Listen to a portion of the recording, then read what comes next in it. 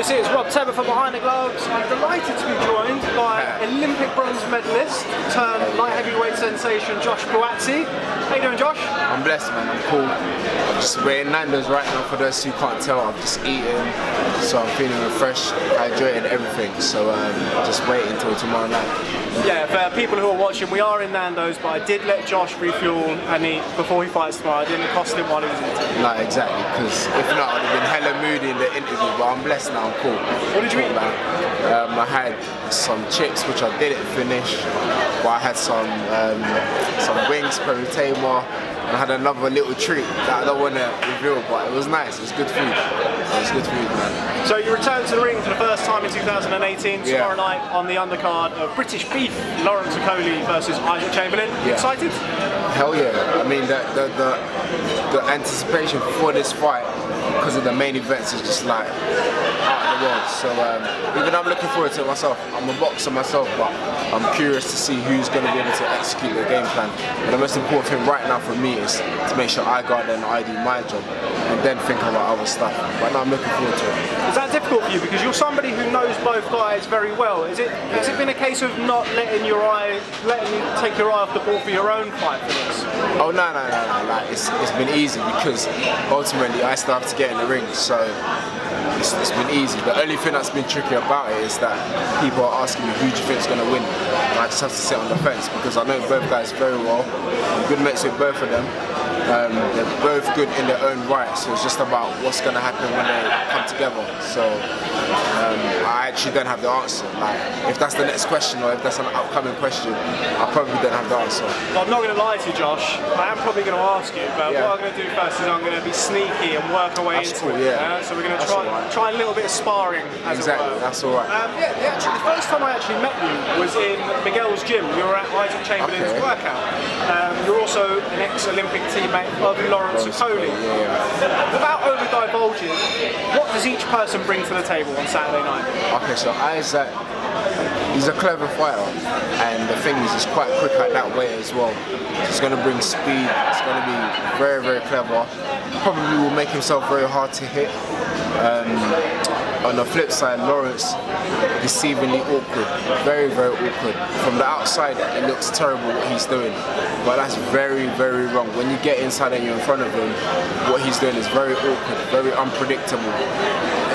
Those two ingredients with the power that he's got, I mean, it's a recipe for a disaster for the opponent. So someone being awkward and tricky, but being powerful, I mean, that's what you don't. That's the worst thing you want from an opponent. So whether Isaac will be able to gauge that or not, that's the question. And then Lawrence has got to deal with Isaac's speed and the smarts about him. So do you know what I mean? There's two sides of the table.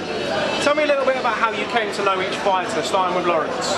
So Lawrence, I met Lawrence when he got into the Great Britain team. So you meet everyone and stuff like that, but they start rooming people together. So I've roomed with Lawrence quite a bit. So for example, in the Olympics, people were rooming together, whatever, but I was specifically roomed with Lawrence. So I'm there, he's there. He's like, okay, I've got Poland in his first fight. He's getting ready, he's warming up. The night before, he's saying, yeah, I'm going to do this, I'm going to do that. So I've roomed with him during the Olympics. And Isaac, I met him, I've known Isaac for years, man. You knew each other in the amateurs, didn't you? Yeah, do you know what I'm saying? So I'm trying to think how far back it is, but I've known Isaac for a long time. I've known Isaac longer actually, but it's just with Lawrence, I've travelled the world with him to different tournaments and stuff like that. Tell me a little bit more about rooming with Lawrence Okolie, because to me, I've met him a few times, I've interviewed him a few times. He's this like gregarious, outgoing, loud, brash character. Is that what he's like when the cameras aren't there? That's how Lawrence is. So during this build-up and everything, people might be surprised by how Lawrence is, but those that know him and all my boys on the GB team, we're like, this is normal, this is the usual. This is how Lawrence is. This is how he was in the amateurs when there were no cameras on us. So for us, we're just like, oh, okay, Okolie's been Okolie, nothing different. But it's for the outside viewers that don't know him that are like, oh, this is a bit different, this is strange. But for me, I'm like, this is very, very normal from Lawrence. Obviously, you trained together on Team GB, went to the same Olympics, turned over roughly at the same time with the same promoter. As somebody who's made that transition from successful amateur into the pro game, what do you feel that Lawrence has done well since he's turned over, and what do you feel that he still has to work on? What he's done well, he's punched everyone up. He's got rid of everyone. Apart from one guy, NANDO'S. Yeah, he was a tough opponent. I think he's an ex-Olympian as well, so some credit there. Yeah, do you know what I mean? But Lawrence, for me, he's done everything right.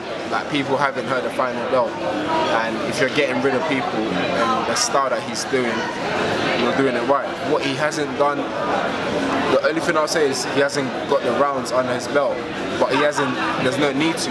If I could bang everyone out in the first round, I would, any day of the week. I wouldn't be in round 2, 3, 4, 5, 6. That's long. If you could do it in round 1, why not?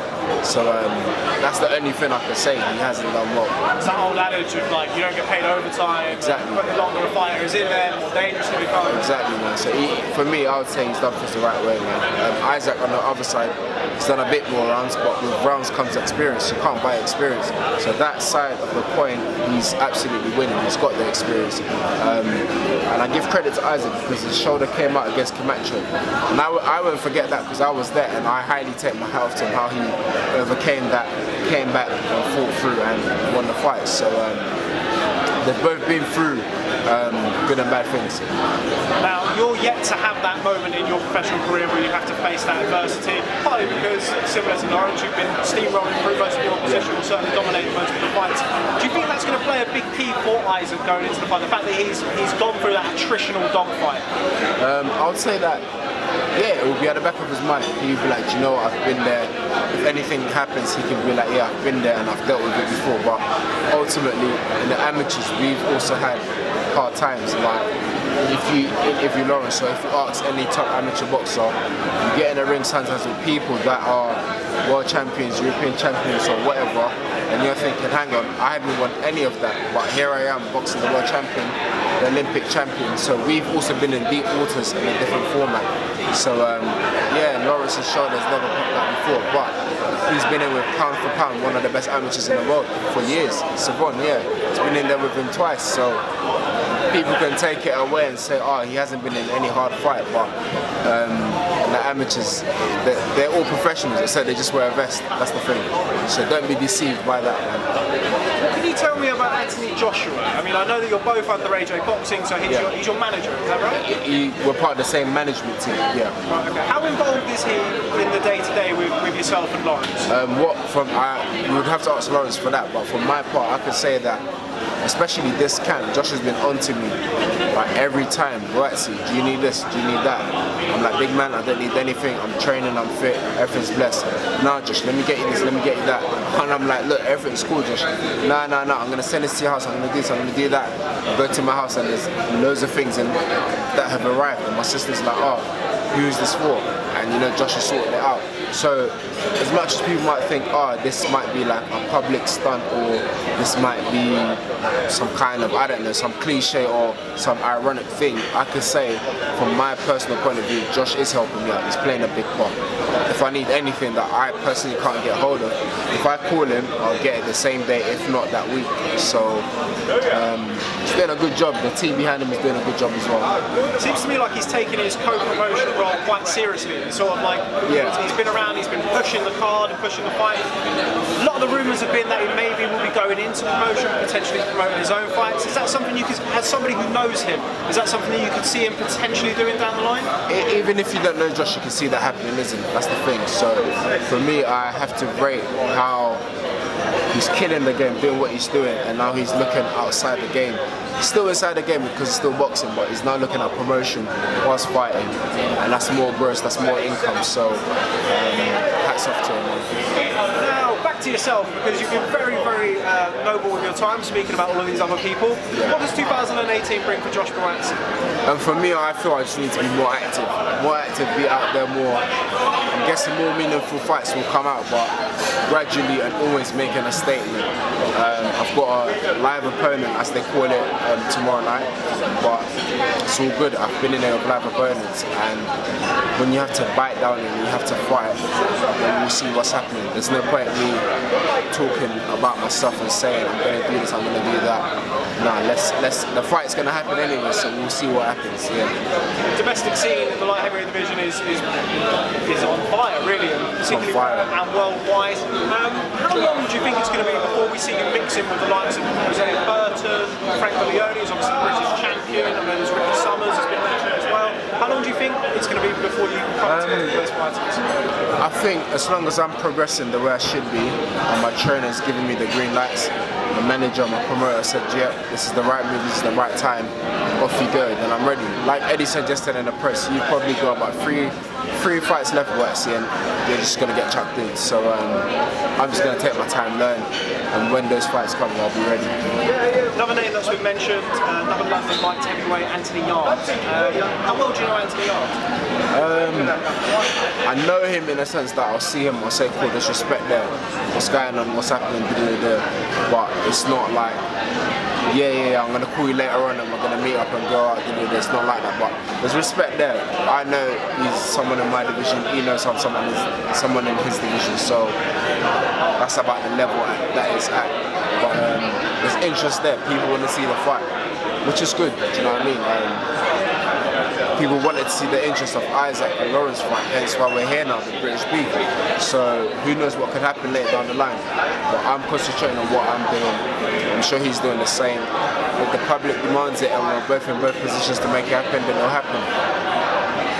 Just finally touch upon the light heavyweight scene on the world level. Andre Ward retired last year. Rumours of him potentially coming back. I reckon he is, you know. I reckon he'll probably come back. I saw his snap today and he's weighing 201 pounds, so he's getting bigger. Because obviously the light heavy limit is 175. So it's interesting. It'll be good to see what he does. I've sort of said this to people because a lot of people seem to think they might be coming back at cruiserweight, and it kind of doesn't really make sense. I mean, you're going to come back at cruiserweight and fight Usyk, Gasev, one of those guys for like $1 million or $2 million, or go to heavyweight. Is that something you'd agree with? Well, to be fair, I think what he wants to do is what Roy Jones Jr. did. I think Roy Jones Jr. was like light heavy, and then he went away and came back as a heavyweight and won a title right away. So I'm assuming he might be doing the same thing. But it doesn't make sense to come back a cruiserweight for me, in my opinion. I don't know what his plans are, but he's got every ability in the world to do it. I'm alright, Mark. Yeah, I'm cool. Trying to distract me, but it's not happening. You're a cool, calm customer, John. You have to be, man. You have to be. Okay, well, we've been here for 12 and a half minutes. Can you believe it? Time really does fly when we're having fun. Just give your many fans a message tuning in to watch British Beef tomorrow night. For sure, people, make sure you tune in tomorrow night, British Beef. The main event is going to be firearm just before the main event. I'm ready to light it up. Make sure you tune in. Who's going to win? Okolie or Lawrence. Okolie or Chamberlain? I thought he was going to fall for that. But nah, listen, I'm still on the fence, man. I'm going to make sure after I would go there, shower quickly, come back and watch it. We'll see, man. Almost got it out. Pardon? Almost got it out. Almost, just almost. Joshua Buatsi, thanks very much for speaking to Behind the Gloves. Look forward to seeing you back in action tomorrow night. Thank you. Cheers, mate. Hey, fans, it's Michelle Joy Phelps, and if you haven't already subscribed to my YouTube channel, make sure you go ahead and do so by clicking right here.